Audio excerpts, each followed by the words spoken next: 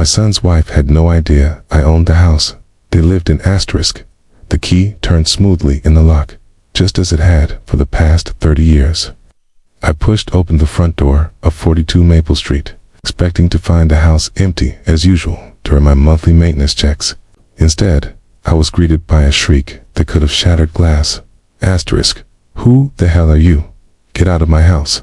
Asterisk. A woman I'd never seen before stood in my living room my living room that my son Marcus had been living in rent-free for the past 2 years. She had her phone raised, finger hovering over the screen. Asterisk. I'm calling the police. You're breaking into my home. Asterisk. I raised my hand slowly, keys dangling from my fingers. Ma'am, I think there's been a misunderstanding. I'm asterisk. I don't care who you think you are. This is my house. She was already dialing. Asterisk. My mind raced. Marcus had gotten married. When he'd mentioned dating someone named Tiffany, but marriage. And he hadn't told her about the house arrangement. Okay. Asterisk, please. Just call Marcus, I said calmly. I'm his father, Robert. This is my house. I own it. Asterisk. Her face flushed crimson. Nice try, old man. Marcus told me his parents live in Florida. This house belongs to us. We're buying it from the previous owner. Asterisk. My stomach dropped. What had my son told this woman? Ma'am, I am asterisk in Florida most of the year, but I own this property. I've owned it since 1995.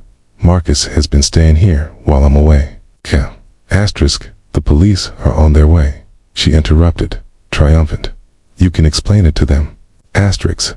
I sighed and moved slowly to the couch, my late wife's favorite spot, and sat down. If she wanted to involve the police, so be it. I had nothing to hide. Asterisk. 10 minutes later, 2 officers arrived. Tiffany launched into her story immediately, painting me as an intruder who'd somehow gotten a key. I waited patiently, then produced my driver's license, the deed to the house from my wallet. I always carried a copy, and pulled up my property tax payment history on my phone. Asterisk. The older officer's expression shifted from suspicion to sympathy as he examined my documents. Mrs. Asterisk Reynolds. Tiffany Reynolds. Asterisk. Mrs. Reynolds.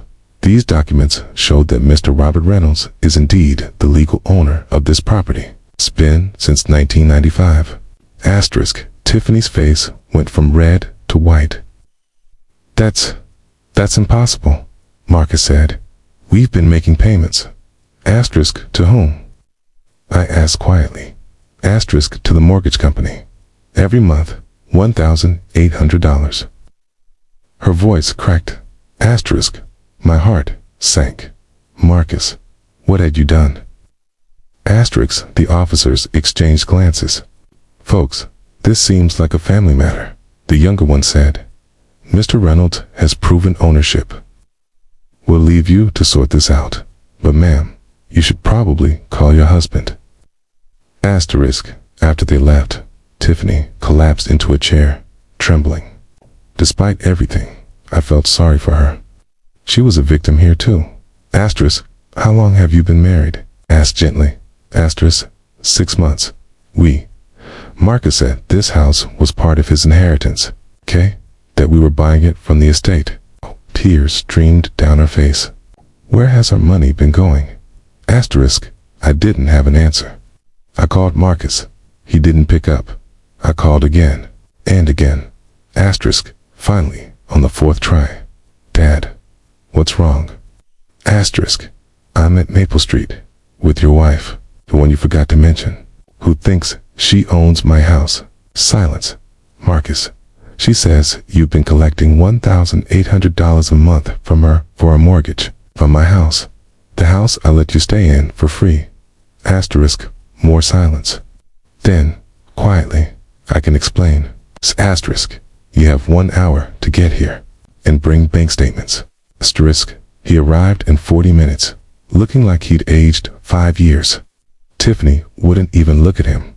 Asterisk. The truth came out in painful pieces. Marcus had been pocketing her mortgage payments for their entire marriage. He'd told her the house was his inheritance, that they were building equity. The money, nearly $11,000, had gone to pay off his credit card debt and fund his sports betting habit. Tiffany filed for divorce the next day. Marcus begged for forgiveness from both of us. I told him he had 2 weeks to move out. I had been lenient, perhaps too lenient, letting him live rent-free while he got on his feet. But this betrayal of trust was something I couldn't overlook. Asterisk, here's what Tiffany didn't know. I'd been planning to gift Marcus the house when he turned 40 next year. It was supposed to be a surprise, a foundation for his future. Now, I sold it instead. I gave Tiffany half the proceeds, $180,000 restitution for what my son had stolen from her. Asterisk, she cried when I handed her the check. You didn't have to do this. Asterisk, yes, I did. You were family, however briefly, and what he did was unforgivable. Asterisk, Marcus hasn't spoken to me since. He's angry that I chose her over him. But some lessons can only be learned the hard way. Maybe someday he'll understand that love, whether between spouses or parents and children, is built on honesty. Asterisk, as for me, I bought a small condo in Tampa. I don't need much space anymore. Asterisk, but I still think about that day Tiffany called the cops on me, the day everything unraveled. Sometimes the worst betrayals happen in the houses we call home.